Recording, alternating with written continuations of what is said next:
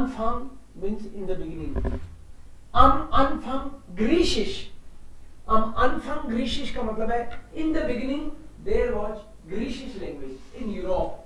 Europas Tradition. Am Anfang Griechisch. Europa ist ein Kontinent mit vielen Sprachen. Europe is a continent with many languages. Mit vielen Sprachen. Am Anfang Griechisch. Vor 100 Jahren war Griechisch die Sprache der Literatur und Wissenschaft. Before 2500 years, Griechisch was the Greek language, was the language of literature and science. Der Anfang der Kultur im modern Europe liegt im antiken Griechenland. In the beginning, ये culture वगैरह ये सब बातें Greek language में थी, मतलब Greek संस्कृति language वो पहले डेवलप हुई. Danach war Latein mehr als 100,000 Jahre lang die Lingua Franca in der Wissenschaft. And then Latin language was Lingua Franca. Lingua Franca का मतलब है जो लोग समझते थे, लोग sophisticated लोग, बोलचाल की आप ये भी कह सकते हो उसको कि व्याप्त जो लैंग्वेज थी उस पूरे रीजन में, that was then for 1000 years.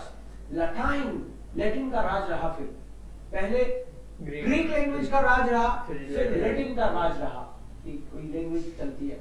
ये टाइम टू टाइम एक्चुअली राज बदलता है. ये राज करने वालों का ही राज होता है एक्चुअली, तो लैंग्वेज का भी राज होता है. कभी यहाँ पे अपने यहाँ पे फारसी चलने लगी थी, ऑफिस की भाषा ही फारसी थी, और जब भाषा वो होती है तो फिर कहावतें मुहावरे भी वैसे ही हो जाते हैं.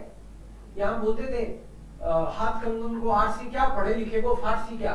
मतलब पढ़ा लिखा हो तो फारसी भी कोई नहीं है, इसका मतलब फारसी की दुहाई दी जा रही है, क्योंकि लोग जो राज करते हैं. इंग्लिश का था, अभी भी इंग्लिश का थोड़ा थोड़ा सो हुआ है, अब तो इंग्लिश का ही है, उसी का है क्या. ओके, सो danach war Latein, फिर 1000 years तक लैटिन लैंग्वेज चली. alle Theologen und Philosophen उस टाइम के जो भी थियोलॉजिस्ट, जो भी फिलोसोफर्स, वो सब लैटिन geschrieben, वो सब लैटिन में लिखते थे. आपको पढ़ना लिखना है तो लैटिन ही पढ़नी पड़ेगी. And the medicine is Latin. Heute noch. Heute noch means still today. Today. Still now. This is the language. Fachsprache. Medicine जो पढ़ते हैं उनकी जो टर्मिनोलॉजी है, दवाइयों के नाम और कई सारी चीजें ऐसी हैं जो मेडिकल फील्ड में लैटिन से ही आती हैं. Die meisten Schülerinnen und Schüler haben damals Latein in der Schule gelernt. Most of the students, they learned this language in school. Während der Kolonialzeit, colony बनाई जब सब जगह फ्रेंच की, इंग्लिश की इन्होंने राज करना शुरू किया था. Viele europäische Sprachen im Ausland ausgewandert. Many European language went to other countries. Auswandern का मतलब है मूव कर जाना साथ में उन लोगों के. Spanish nach Südamerika. Spanish language, Spanish लोगों ने जूट साउथ अमेरिका में राज किया था, तो वहां पे वो लैंग्वेज चली गई. पोर्तुगीजिश nach Südamerika und nach Afrika. Portuguese language south America और अफ्रीका गई. English nach Africa, ASEAN, Australian और अमेरिका. इंग्लिश लैंग्वेज इन सब महाद्वीपों में चली गई. इंग्लिश यस, इंग्लिश लैंग्वेज ने सब जगह पे अपना राज किया. सो आज भी इंग्लिश लैंग्वेज सब जगह बोली जाती है और इसीलिए इसको इंटरनेशनल भी धीरे-धीरे आने लगी. Seit dem 17. Jahrhundert and then talk about 17th century. Jahrhundert is century. War Französisch die Sprache der Aristokratie. Aristokratie का मतलब है जो भी राज करते हैं, जो मैनेजरियल लेवल पे, एरिस्टोक्रेट्स, जो मेन, आप कह सकते हो इसको ऑफिस की लैंग्वेज, आपस में जो राज करने वाले लोग हैं, administrative language. Der Kultur und der Politik in Europa.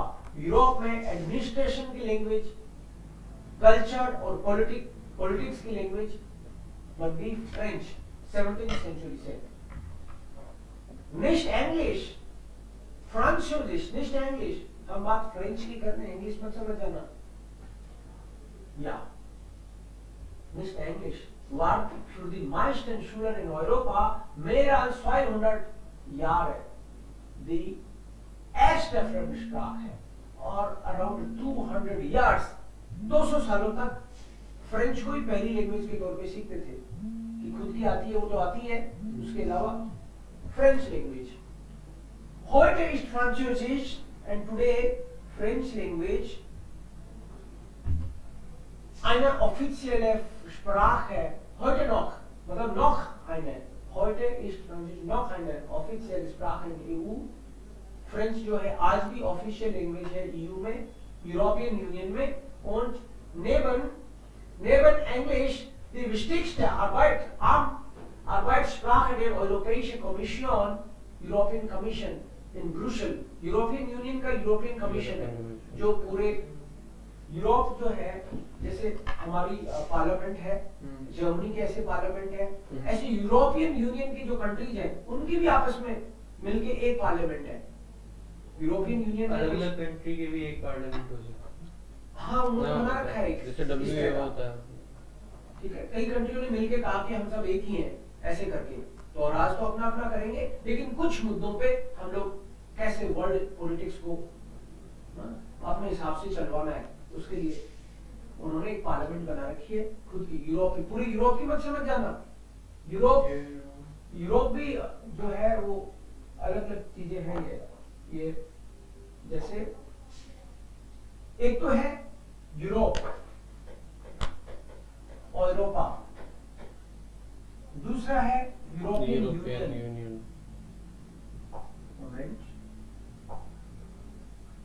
एक तो है यूरोपा एक है यूरोपीय यूनियन एक है यूरोजोन ये तीन चीजें हैं ठीक है तीन डिफरेंट चीजें हैं यूरोपा का मतलब होता है पूरा यूरोप महाद्वीप हो सकता है 50 के आसपास कंट्रीज हैं उसमें 46 से 50 कुछ कंट्रीज का भी मान्यता वगैरह का मामला प्रॉपर वो चल रहा है अभी तो यूरोपा में तो पूरे यूरोप के जितने भी कंट्री है रशिया से लेके जो भी है सारे आ गए इसमें तो यूरोपियन यूनियन में लगभग 27 कंट्री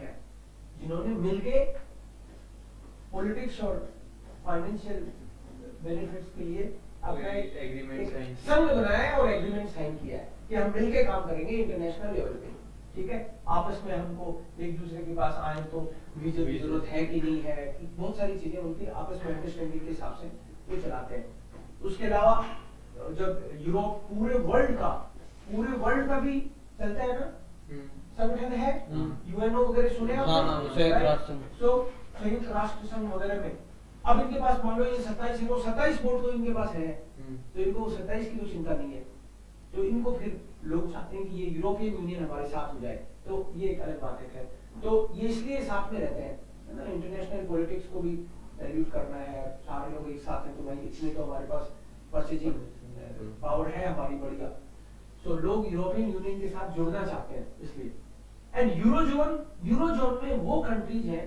कुछ 19 कंट्रीज हैं कि जिनमें यूरो चलता है जिनकी ऑफिशियल करेंसी यूरो है यूरोपीय यूनियन में 27 देशों में सब में यूरो नहीं चलता बट फिर भी वो साथ है ठीक है और इसमें केवल वो कंट्री जिनमें यूरो चलता है वो सारी यूरोप जैसे स्विट्जरलैंड है स्विट्जरलैंड मान लो यूरोपियन यूनियन का मेंबर तो है लेकिन यूरो नहीं चलता फॉर एग्जांपल है ना ऐसे तो ये तीन चीजें तो यूरोपा यूरोपियन यूनियन एंड यहाँ पे इन्होंने क्या बोला यूरोपियन यूनियन बोला है कि यूरोपियन यूनियन की है वो अब वो पार्लियामेंट जो है पूरे यूरोप की नहीं है वो यूरोपियन यूनियन की जो मेंबर स्टेट्स हैं उनकी और यूरोपियन कमीशन भी उन्हीं का कमीशन है जो कानून वगैरह बनाता है In Ost und Mitteleuropa, in the East and Middle Europe, war Russisch bis vor 20 Jahren die erste Fremdsprache. Russian language का भी बोलबाला था अब तो रशिया कई टुकड़ों में टूट गया कई सारे रशिया से बहुत सारे टुकड़े अलग हो गए नहीं तो रशिया बहुत पावरफुल था सो इन ऑस्ट और मिडल यूरोपा तो ईस्ट एंड मिडल यूरोप काफी कुछ तो ओस्ट यूरोपा तो रशिया ही था एक्चुअली, एक तरह से बहुत सारे उसी के कंट्री टूट के अलग हुए हैं ना। सो वहां पे रशियन का राज था, प्लस मिडिल यूरोप तक उसका अच्छा बोलबाला था। रूसिस bis vor 20 Jahren, 20 साल से पिछले 20 साल तक, है ना, और ये 5-7 साल पहले लिखी गई है तो 25 साल तक। 25 साल तक। अब से 25 साल को छोड़ दे तो उससे पहले तक ऐसे, उस टाइम तक मिडिल यूरोप में और ईस्ट यूरोप में रशियन लैंग्वेज का बोलबाला था। Heute werden die Schüler in ganz Europa meistens Englisch als erste Fremdsprache.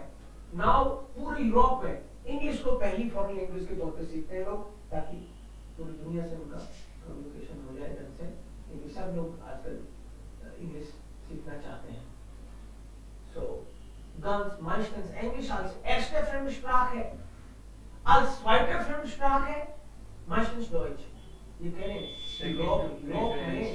Europe में पहली फॉरेन लैंग्वेज इंग्लिश सीखी जा रही है और दूसरी जर्मन पॉपुलर हो रही है। अब आओ फ्रांसीसी और स्पेनिश, फिर इनको याद आया कि अपन ने क्या लिख दिया, ये ऑब्जेक्शन नहीं करते, तो इन्होंने कहा हाँ मतलब जर्मन पहली है लेकिन दूसरे जर्मन तो जर्मन है लेकिन ये भी है। ओके, सो फ्रांसीसी और स्पेनिश ये भी काफी सीखते हैं यूरोप में। Junge Menschen in Süd- und Südost-Europa lernen heute mehr Deutsch als früher. आजकल जर्मन का ज्यादा सीखना पसंद कर रहे हैं यंग लोग। Junge Menschen in Südost-Europa. फ्रूअर का मतलब पहले की बजाय आजकल जर्मन को ज्यादा प्रीफर करते हैं लोग। Die deutschsprachigen Länder Deutschland, Österreich und Schweiz, German speaking countries, mainly ये हैं Deutschland, Österreich und Schweiz। ये कंट्री जिन अट्रैक्टिव और Arbeitsmarkt, लोगों के लिए एक अट्रैक्टिव मार्केट है, वर्किंग मार्केट, मतलब वहां आके काम करना पसंद करते हैं। यूरोपा जो कि सेंट्रली यूरोप के सेंटर में लोकेटेड है, यूरोप के बीचों बीच स्थित है, ये कह रहे हैं लोग। ये तीनों कंट्री पास राइट, ये तीनों कंट्रीज पास है, तो आपको पता होना चाहिए। नीचे ही आते देखें हैं ना, हाँ एक साथ से आते हैं, इनका मैप जब आप देखते हो तो ट्रायंगल से घूमते हैं। जैसे मोमेंट डॉइचलैंड,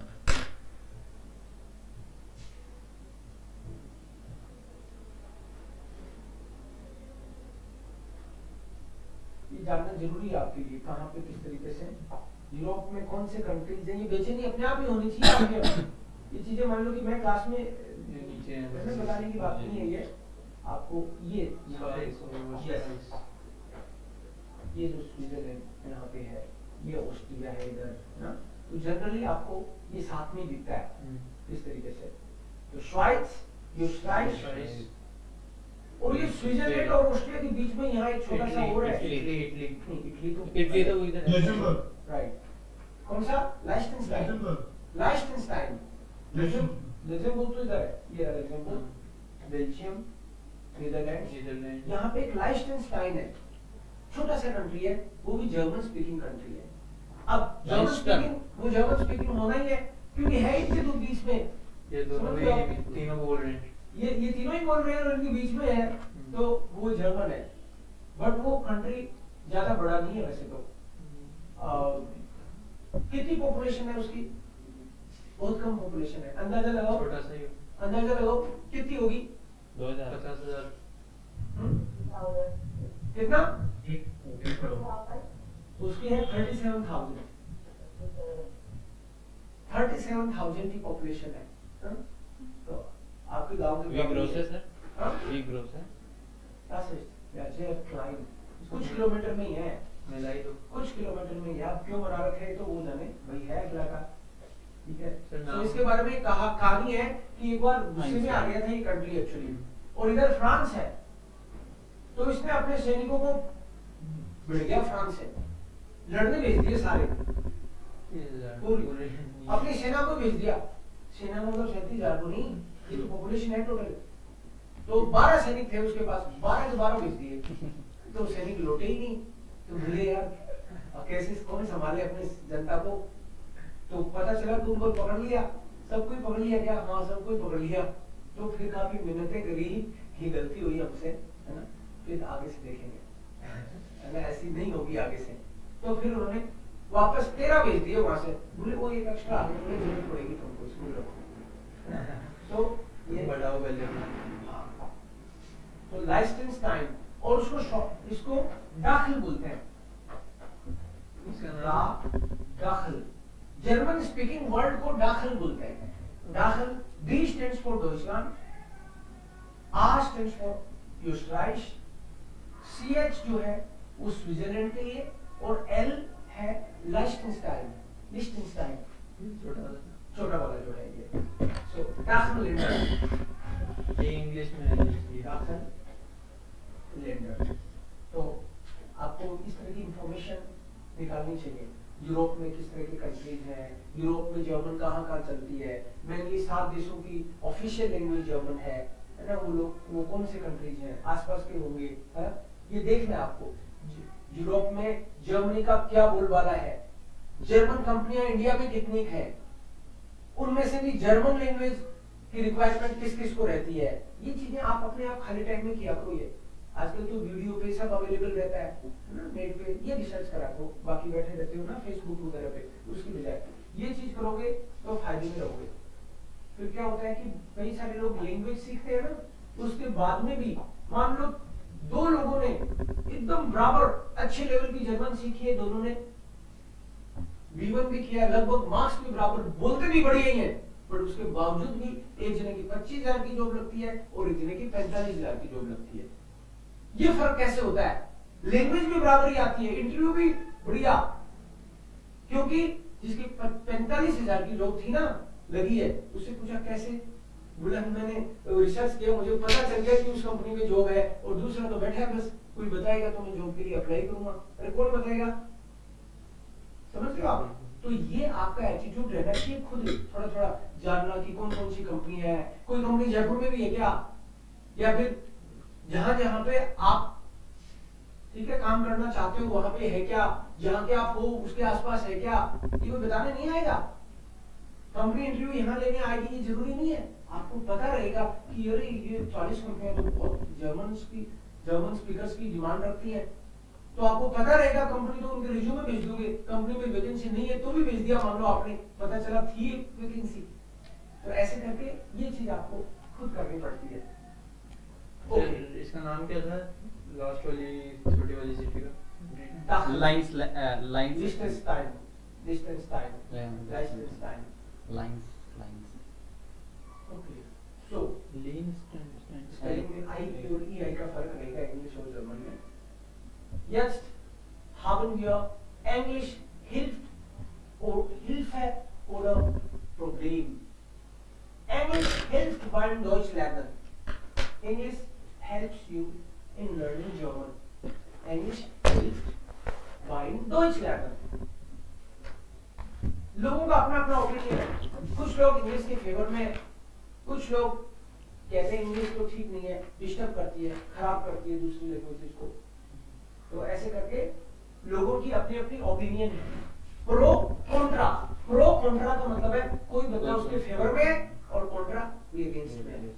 तो 2 लोग, ये डिबेट जैसा मामला है, प्रो और कॉन्स, किसी ने प्रो बोला है, किसी ने कॉन्ट्रा बोला है। मनीष तुम ये वाले स्टेटमेंट्स बोल दो, 4-5 जो साइड में है। Das ist dort noch ein Mode in unserer Sprache. In unserer Unsere Sprache ist Sprache ist genauso. es genauso. Es genauso.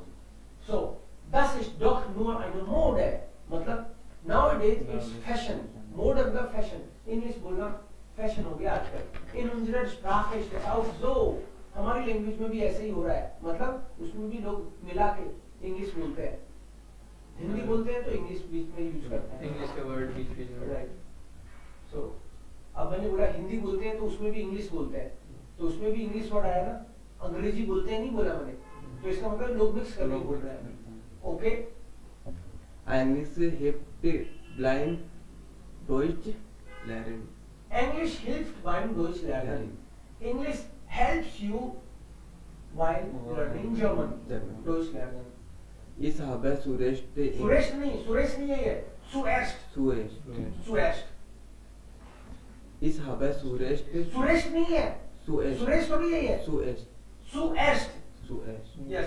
अब बोलो. इंग्लिश में Ich habe zuerst Yes. Englisch gelernt für mich sind English English है. Wörter Wörter. Einhilfe. Eine Hilfe. Eine Hilfe. So ich habe zuerst English gelernt. मतलब पहले मैंने English सीखी. For me, these English words are help की. जैसे मान लो किसी ने इंग्लिश सीख ली और इंग्लिश के उसको हजारों वर्ड आते हैं और कई हजार वर्ड ऐसे हैं जो इंग्लिश और जर्मन के सेम है. तो इसने इंग्लिश सीखी उसको जर्मन भी आ गई. मान लो किसी ने और कोई लैंग्वेज ढंग से सीखी तो उसमें कुछ कॉमन वर्ड्स होते हैं तो उसको हेल्प मिलती है. Okay Mohit du kannst dieses zwei. English Wörter in der deutschen Sprache sind für mich ein Problem. Man findet sie meistens nicht im Wörterbuch. Okay. So English Wörter in der deutschen Sprache sind für mich ein Problem. English word जो German language के बीच बीच में दिखते हैं मेरे लिए तो एक problem है. पता ही नहीं चलता इनको इंग्लिश की तरफ पढ़ूं कि जर्मन की तरफ पढ़ूं. बीच में आ गया पायलट आ गया तो पायलट आ गया तो इसको पिलोट पढ़ूं कि पायलट पढ़ूं. जॉब को जॉब पढ़ूं कि जॉब पढ़ूं. ऐसे करके ये कह रहा है कि मेरे लिए ये बड़ी प्रॉब्लम है. समझ ही नहीं आता. और इंग्लिश डिक्शनरी में और नहीं मिलते कभी कभी कोई वर्ड ऐसे. One more. Man weiß nie, wie man diese Wörter aussprechen soll, Deutsch oder English. Okay so इसने तो प्रॉब्लम ये बताया कि ये वर्ड जो इंग्लिश के आते हैं ये डिक्शनरी में नहीं मिलते और ये कह रहा है कि मुझे कैसे रीड करना चाहिए. प्रोनाउंसिएशन उनका पता नहीं चलता कि किस तरीके से हमको करना चाहिए. So das es gibt dann Pro und Contra. Vielleicht Joseph, Rishu, würden Sie Pro lesen? Pro. What are the points in favor? Sprachen leben. Sprachen. CH. Sprachen leben and sie tauschen Worte. Sie verhandeln sich. Zweite und dritte Freundsprachen lernt man auch leichter als die erste Freundsprache. Sprache. Ja. Deutsch und Englisch haben eine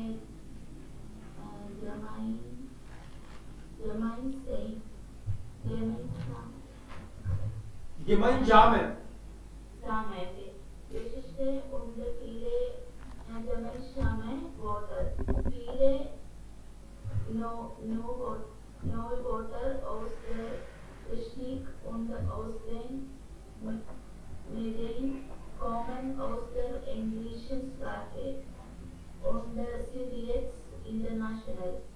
Internetmeilen downloaded. Deutsch und die skandinavischen Ja. Sprachen nehmen besonders schnell englische Wörter auf. Das ist ein Vorteil für Lerner. Okay. Gut. Also diese Person hat eigentlich dafür gesprochen. Für मतलब in favor of. अगर आपको कभी ये बोलना हो कि I am favor of और फिर पर्सन का नाम तो आप ऐसे कह सकते हो कि इस बिन फ्यूर राम. मैं राम के फेवर में हूँ. ओके. मैं मुकेश के फेवर में हूँ. इस बिन फ्यूर मुकेश. तो फ्यूर जाइन ये वर्ब है अपने आप में. फ्यूर जाइन. तो जब आप बोलते हो इस बिन तो आप ये यूज कर रहे हो. इश बिन फ्यूर और फिर उसका नाम. This will pure English. इस बिन फ्यूर इंग्लिश मतलब I am in favour of English. और जैसे फ्यूर जाइन है ऐसे ही एक वर्ब है गेगन जाइन. गेगन जाइन मतलब आई एम अगेंस्ट. तो इस बिन गेगन ऐसे. तो इसने बोला कि Sprachenleben मीन्स लैंग्वेज भी जीती है जैसे हम लोग जीते हैं ना. ऐसे ही वो भी मर जाती हैं जैसे हम मर जाते हैं. हम एक दूसरे को कुछ दे देते हैं जैसे पेन दे दिया है खाना दे दिया. ऐसे लैंग्वेज भी दूसरी लैंग्वेज को अपने वर्ड्स दे देती है और उनसे ले भी लेती है. ये तो इसने बोला Sprache leben, languages live.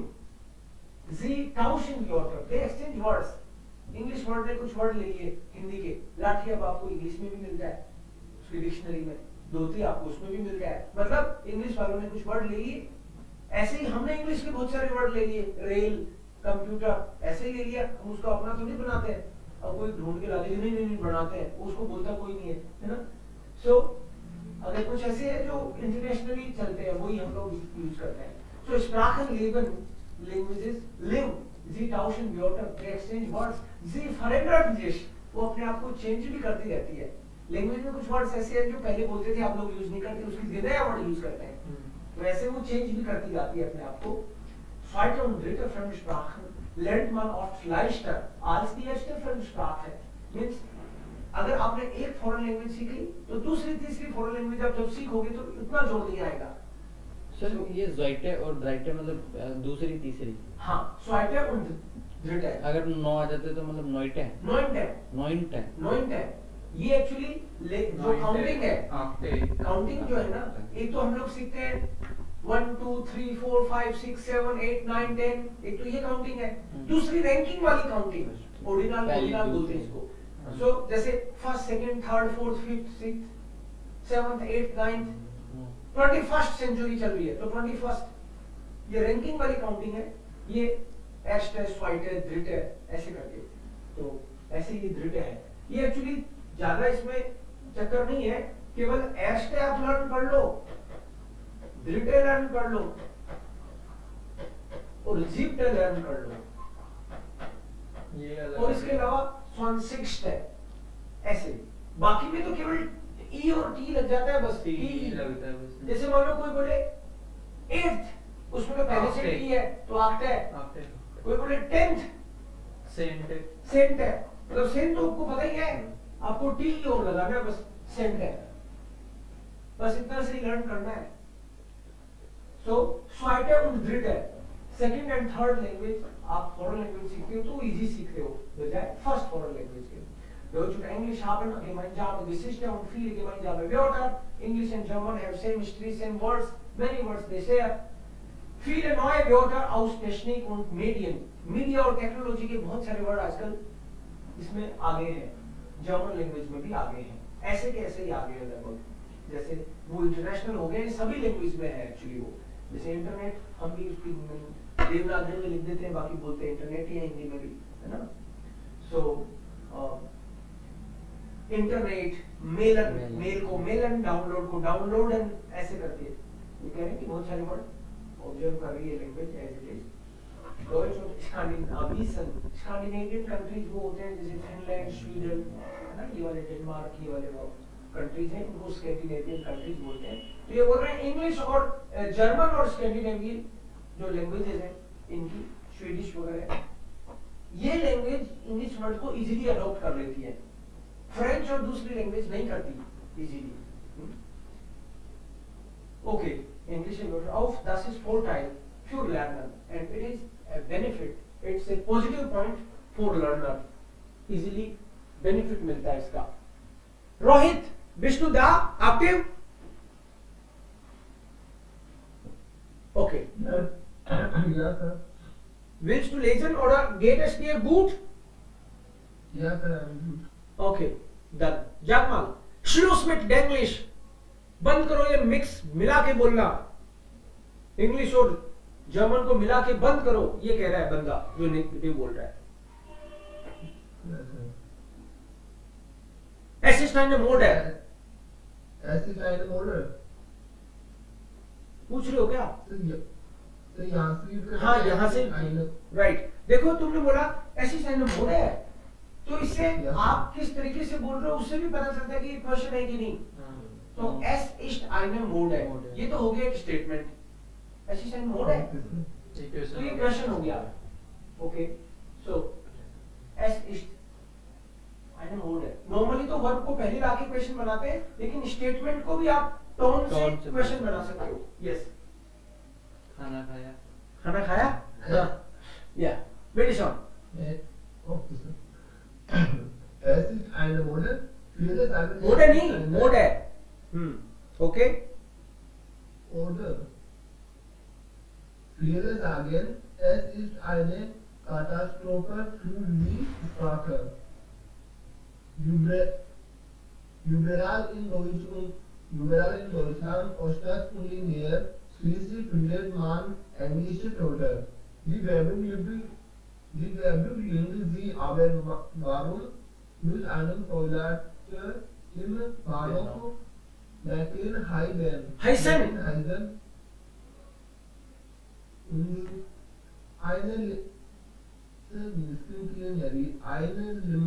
Imbish. eine Snack Point, eine Kaffee Coffee Shop und eine Schüster Mr. Milf. Die meisten Deutschen meinen, Honey ist ein englisches Wort. Englisch klingt modern, Englisch ist aber Englisch ist eine Krankheit. Die Sprache Zerstört.